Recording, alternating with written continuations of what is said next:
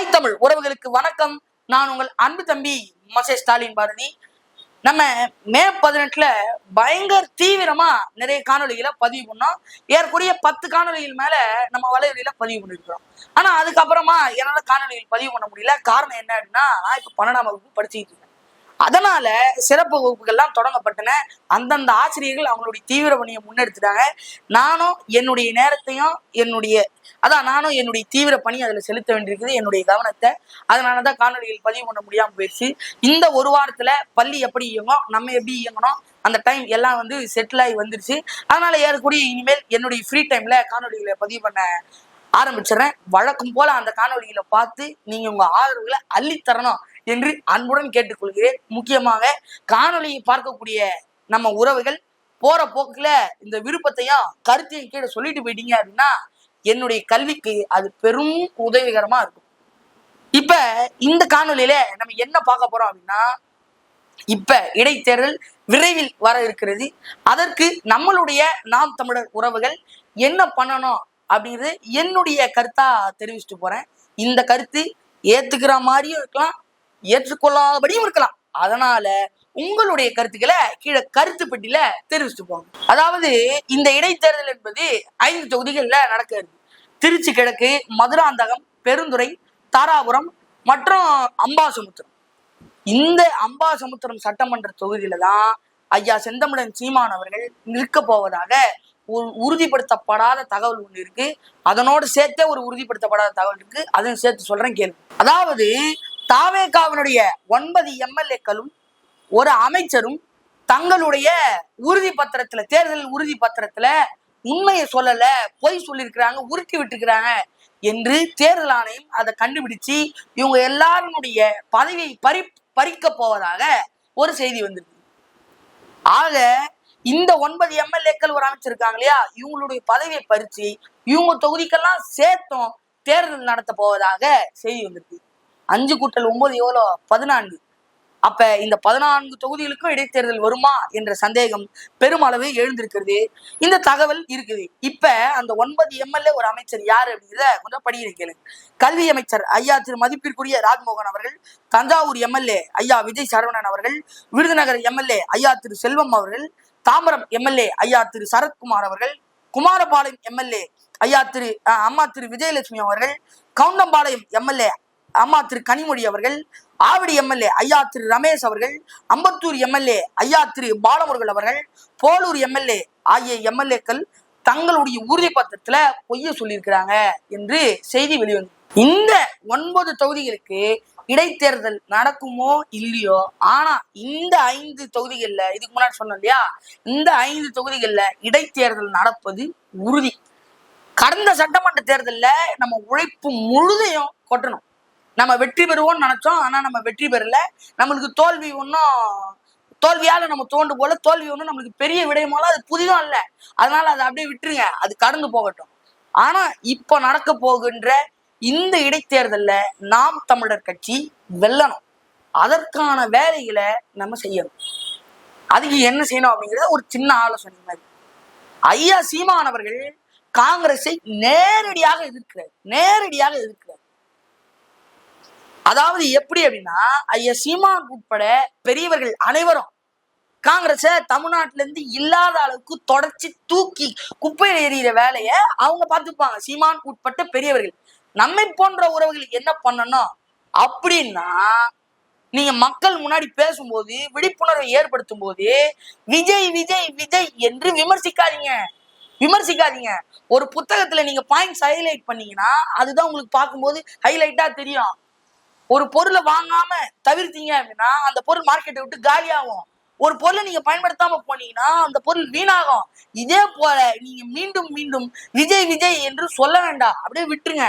ஒரு முறை விமர்சிக்கும் போதும் ஆளுங்கட்சி, ஆளும் அரசு என்று விமர்சனத்தை எடுத்து முன்வைங்க. இந்த அரசு வைக்கக்கூடிய நாசங்கார திட்டங்களை, கொண்டு வரக்கூடிய நாசக்கார திட்டங்களை நேரடியாக விமர்சிங்க.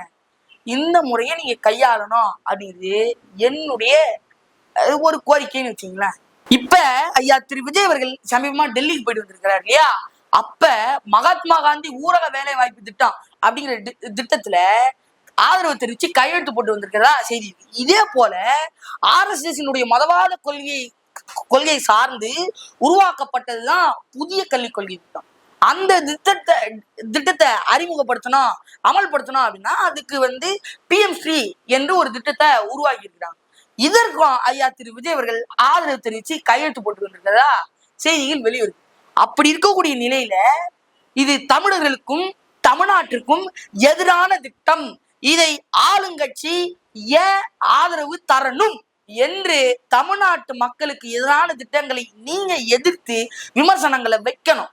அப்படி வச்சாதான் மக்களுக்கு உள்ள போகும். நீங்க விஜய் என்றும் தாவேகா என்றும் விமர்சிக்காமல் ஆளுங்கட்சி தமிழருக்கும் தமிழ்நாட்டுக்கும் எதிரான இந்த திட்டங்களை ஏன் ஆதரவு தெரிவிக்கணும் என்று கேட்டீங்கன்னா இது புல்லட் பாயிண்ட்ஸா மக்கள் நெஞ்சுக்குள்ள போய் பதியும். அப்ப உண்மை எதுன்னு மக்களா உணர்வாங்க. இப்ப தமிழ்நாடு அரசு ஆதரவு தரக்கூடிய இந்த திட்டங்கள் எல்லாமே ஒன்றிய அரசு தமிழ்நாட்டை அழிக்க வேண்டும், தமிழர்களை அழிக்க வேண்டும், தமிழ் மொழியை அழித்து விட்டு இந்தியையும் சமஸ்கிருதத்தையும் தமிழ்நாட்டுக்குள்ள கொண்டு வரணும் என்று ஒன்றிய அரசு செய்யக்கூடிய இந்த மறைமுகமான வேலைகளுக்கு தமிழ்நாடு அரசும் ஒத்து போகிறதா என்ற கேள்வி நீங்கள் மக்கள் முன்னாடி வைங்க, தாராளமா வைங்க, முன்ன போய் கேளுங்க இந்த கேள்விகள் எல்லாம். இப்ப நம்ம குறை சொல்லணும்னு சொல்லல. இந்த ஒன்றரை மாத ஆண்டு காலத்துல தமிழ்நாடு அரசு பண்ணது எல்லாமே ரீல்ஸ் மட்டும்தான். ரீல்ஸ் தான், வேற எதுவுமே கிடையாது. ஆட்சிகள்ல குழப்பம், அவங்க ஏற்படுத்திருக்கக்கூடிய திட்டங்கள்ல குழப்பம்.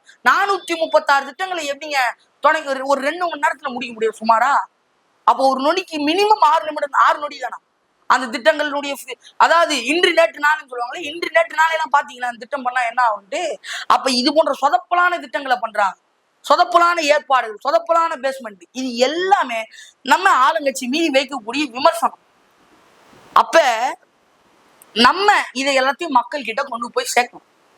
உதாரணத்துக்கு சொன்னோம் அப்படின்னா, இந்த ஒரு படம் ஒன்று சொல்றேன். இப்ப இந்த பெண்கள்லாம் பாக்ஸிங் போடுவாங்க. அந்த படத்துல அதுல ஐயா மாதவன் அந்த பாக்ஸிங்க்கு கோச்சா நடிச்சிருப்பாப்ல, பாக்ஸிங் சொல்லி தரவரா நடிச்சிருப்பாரு.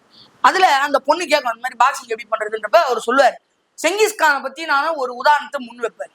செங்கிஸ்கான் ஆள் குள்ளம், அதனால இறங்கி போய் சண்டை போட முடியாது, அந்த வசதியும் அவன்கிட்ட கிடையாது. அப்படிங்கிறப்ப எதிரினுடைய ஆயுதத்தை வச்சு எதிரியே வீழ்த்தணும், கடைசியில எதிரியே அவனை வீழ்த்திக்கணும் என்கிற நிலைக்கு செங்கிஸ்கான் எதிரி கொண்டு போவான் என்று ஒரு தத்துவத்தை முன் வைப்பார். இப்ப நம்ம என்ன பண்ணணும், அதாவது நம்ம உறவுகள் என்ன பண்ணணும் அப்படின்னா, ரீல்ஸால ஆட்சிக்கு வந்தவனே ரீல்ஸாலேயே வீழ்த்தணும். ஆள்குள்ளும் இறங்கி சண்டை போட முடியாதுன்னு என்ன அர்த்தம்? நம்ம கிட்ட போதுமான பொருளாதார வசதி இல்ல, கேப்பபிலிட்டி இல்ல. அப்ப நம்ம என்ன பண்ணணும்? நம்ம கிட்ட இருக்கக்கூடிய சிறிய உதவிகரமான பொருட்களை வச்சு அதுல ரீல்ஸ் போட்டு மக்கள் முன்னாடி இந்த ஆளுங்கட்சி பண்ணக்கூடிய தமிழ்நாட்டுக்கும் தமிழர்களுக்கும் எதிரான திட்டங்களை கொண்டு போய் மக்கள் கிட்ட சேர்க்கணும். ரீல்ஸால வந்தவன ரீல்ஸாலேயே வீழ்த்தணும். இந்த அடுத்த இடைத்தேர்தல் வர்றதுக்குள்ள ஏன்டா நான் தாவேகாவுக்கு ஓட்டு போட்டேன் என்று தாவேகாவுக்கு வாக்களித்த ஒவ்வொருவரும் நொந்து நூலா சிந்திக்கணும். நைட்டு படுத்தா தூக்கம் வரக்கூடாது. அந்த மாதிரி நீங்க ரீல்ஸ் போடணும். ஐயோ விஜய் இவ்வளவு பண்ணிட்டாரா என்று நீங்க மாத்தணும். இதற்கு நீ என்ன பண்ணணும் அப்படின்னா, ஆளுங்கட்சி செய்யக்கூடிய ஒவ்வொரு திட்டங்களையும் நீங்க பார்த்துக்கிட்டே இருக்கணும். நாளுக்கு நாள் வாட்ச் பண்ணி அவங்க என்ன பண்றாங்க அப்படிங்கிறத, அந்த ஒரு திட்டம் கொண்டு வராங்க அப்படின்னா அந்த திட்டத்தினுடைய உண்மை போய் எல்லாத்தையும் அலசி ஆராய்ச்சி உங்களுடைய கருத்துக்களை ரீல்ஸ் மூலமா மக்கள் கிட்ட கொண்டு போய் சேர்க்கறது தான் உங்களுடைய பெரிய வேலை. இதைதான் நீங்க செய்யணும் அப்படின்ட்டு நான் எதிர்பார்க்கிறேன். இப்ப இடைத்தேர்தல் வர்றதுக்குள்ள இந்த வேலையெல்லாம் நீங்க செஞ்சு முடிக்கணும். ரீல்ஸால வந்தவர்களை ரீல்ஸாலேயே வீழ்த்தணும். இதுதான் நம்ம கொள்கை கோட்பாடா ஏத்துக்கணும். இன்னும் ஐயா விஜய் தாவேகா என்று நேரடியாக அவங்களை திட்டாம விமர்சிக்காம ஆளுங்கட்சி ஆளுங்கட்சி ஆளுங்கட்சி என்ற விமர்சனத்தை வைத்து அவங்க சொல்லக்கூடிய திட்டங்களை மக்களிடையே கொண்டு சேர்த்து வெளுத்து வாங்குங்க. ஆளுங்கட்சியே என்றே விமர்சிங்க. ஐயா சர்க்கார் படத்துல ஐயா விஜய் சொல்வார்ல, எடுறா ஒவ்வொருத்தரும் ஓட்டடிய போடுறா ஓட்ட அப்படிங்கிறது போல நான் உங்க எல்லாரும் சொல்றேன், எடுங்க ஒவ்வொருத்தரும் போன அலைபேசி எடுங்க, அடிங்க, ரீல்ஸா அடிங்க, உங்க கருத்துக்களை மக்கள் கிட்ட கொண்டு போய் சேருங்க.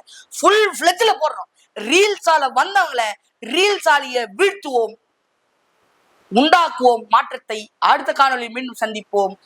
சிந்தியுங்கள், செயல்படுங்கள். நன்றி, வணக்கம்.